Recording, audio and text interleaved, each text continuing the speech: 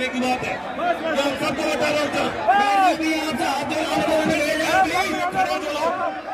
जवाहरलाल के बारे में आप मत बोलते, आपको शर्म आनी चाहिए।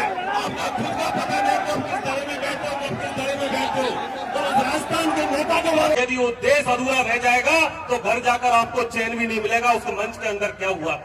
इसलिए मेरी हाथ जोड़कर अपील है, आप लोग मेरा 10 मिनट में मेरी बात रखूंगा और सम्मान्य वक्तागण, दूर दराज से लोग, मैं कहता हूं राष्ट्रीय स्तर के लोग इस मंच पर बैठे हुए हैं और उनकी शोभा में यदि हमारा क्षेत्र का लोग उठकर चले जाए तो वो सम्मानीय गणों का अपमान होगा। इसलिए मेरा हाथ जोड़कर निवेदन है कि इस मंच में नीचे बैठे विराजमान बैठ जाओ प्लीज बैठ जाओ।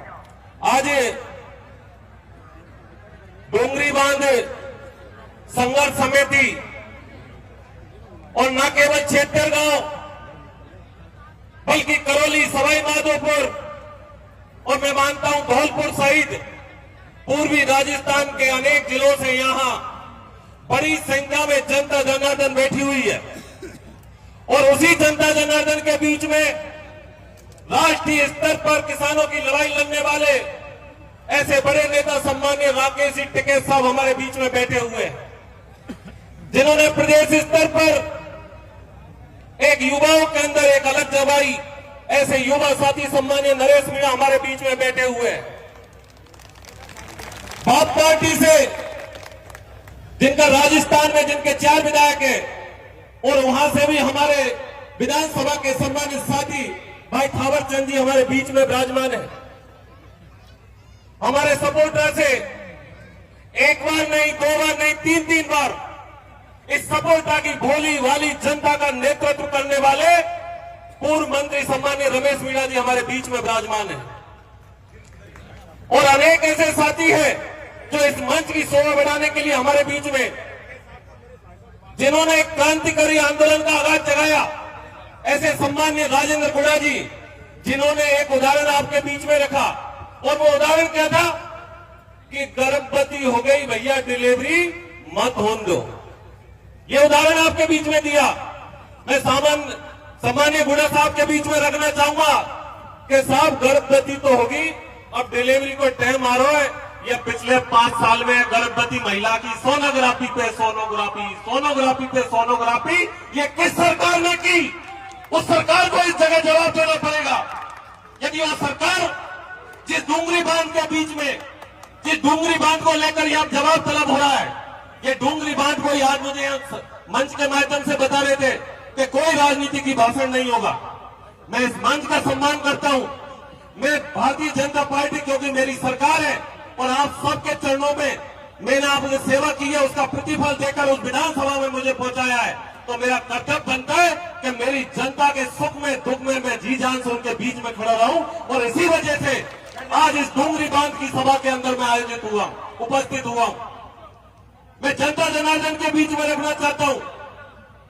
ये हमारे ऊपर उंगलियां उठाते हैं, मैं आपके बीच में मंच के माध्यम से बोल के जा रहा हूं। और साहब मेरा तो खानदान है जो एक बार खेदी ने पत्थर की लकीरें कोई बिदारा पर नहीं मिटे, ये खानदानी घोड़े यहाँ के अंदर तो। और आज भी ये कह के जा रहा हूं आपके मध्य में कि केवल कोरा भाषण देवा से काम नहीं चले, नहीं चले केवल कोरा भाषण देवा से। कभी कभी तो ऐसा लगता है कि ये मंच केवल जो भाषण देने वालों को ट्रेनिंग देने का काम कर रहा है। अरे ये ट्रेनिंग कैंप नहीं है, ये ईआरसीबी, ये डूंगरी बांध से लोग जो परेशान हैं, जो आग जल रही है, उस आग में चूल्हा लगाकर रोटियां सेकने का काम नहीं है। किसी का घर पड़ने वाला है, उनके लिए हम लोग मिलकर क्या काम कर सके उसके लिए काम करने का टाइम है। और मैं जरूर कहना चाहूंगा, क्योंकि मेरे मंच में, जिस मंच में मैं उपस्थित हूं, ये जनता जनार्दन ने मैंने स्वाभिमान के साथ 2 साल काम किया है। क्योंकि ये बात मेरे ऊपर आरोप लगाए, उन आरोपों की बात हुई है और इस मंच के माध्यम से यदि मैं उनका आरोपों का जवाब नहीं दूंगा तो मैं इस मंच पर कायर कहलाऊंगा और जिस मंच पर मैं बैठा हुआ हूं उसमें जवाब नहीं दूं, ये मेरे स्वाभिमान में नहीं है। इसलिए मैं सम्मानित श्रोता बंधुओं, 2 साल के अंदर आप याद करो उस करणपुर की घाटी को। इसी जोली गांव से एक वीर पैदा हुआ जिसका नाम रंगजी बाबा था। उस रंगजी बाबा ने 1993 के अंदर स्वर्गीय भैरव सिंह शेखावत को बुलाया करणपुर के अंदर, और करणपुर के अंदर बुलाकर इस सपोर्टा की पहचान करवाई कि ये डांग क्षेत्र है जिसमें मेरे नुमाइंदे पड़े हुए हैं। और तब तत्कालीन मुख्यमंत्री स्वर्गीय भैरव सिंह शेखावत ने 56 लाख रुपए देकर उस घाटी का निर्माण करवाया। मैं अपने आप में गर्व करता हूं कि मैं उस पार्टी का सदस्य हूं जिसके मुख्यमंत्री ने 33 साल के बाद में फिर से उसी घाटी के लिए 50 करोड़ रुपए की सौगात दी है, जो उस घाटी पर चढ़कर हमारा नुमाइंदा ऊपर की तरफ आएगा। सम्मानीय भाषण दे रहे थे, आपने क्या किया 15 साल तक? गरीब जनता को लड़ाने का काम किया आपने। मैंने 2 साल के अंदर किसी भाई से भाई में प्रेम फैलाने का काम किया है। विरोध करने से काम नहीं चलेगा, सब सुनना पड़ेगा आप लोगों को, सब सुनना पड़ेगा आप लोगों को।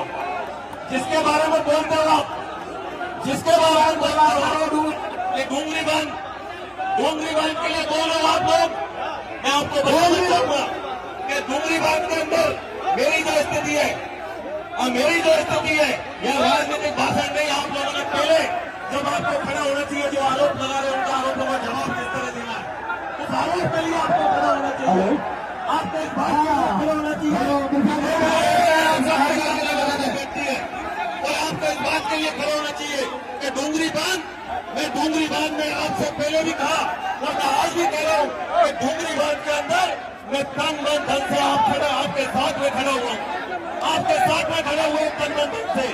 लेकिन आप लोग जिस तरह के आरोप लगाए इस मंच के अंदर, जिस तरह के आरोप लगाए आपने, आपको इस बात को समझना पड़ेगा कि डूंगरी बांध संघर्ष समिति है, जिनके लोगों से मैंने लगातार 3 दिन से मैं बात कर रहा हूँ। उन लोगों से कहा मैं कि माननीय मुख्यमंत्री जी, माननीय सिंचाई मंत्री जी, निर्णय होगा, उस निर्णय से आप संतुष्ट नहीं है तो आपको विधायक आपके साथ में खड़ा रहेगा, यह आपको मैंने विश्वास दिलाया था। लेकिन जिस कार्यक्रम के अंदर हम उपस्थित हुए, उस कार्यक्रम के अंदर मेरे नेता के खिलाफ कोई गाली देगा, उसको हम लोग बर्दाश्त नहीं करेंगे। ये बिल्कुल कभी कहने की बात है, मैं हम सबको बता रहा हूँ। डॉक्टर जवाहरलाल के बारे में आप बहुत बोलते हो, आपको शर्म आनी चाहिए। आपका खुद का पता नहीं कि हम किस तरह में बैठे हो, हम किस तरह में बैठे हो। तो राजस्थान के नेता के बारे में बात बोलते हो, आपसे आगे मैं इस बात को कभी बर्दाश्त नहीं करूंगा कि मेरे नेता के खिलाफ आप बात बोल रहे हो, ये कभी बर्दाश्त नहीं होगा। इसलिए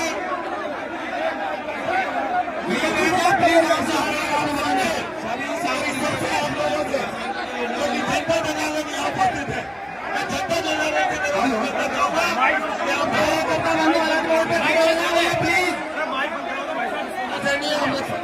इसलिए मैं मेरी सरकार की ओर से मैं आज आपके बीच में आई और सरकार के माध्यम से कहना चाहता हूँ कि हमारी सरकार आप सबके प्रति संवेदनशील है और आप लोग अपनी कमेटी बना लो।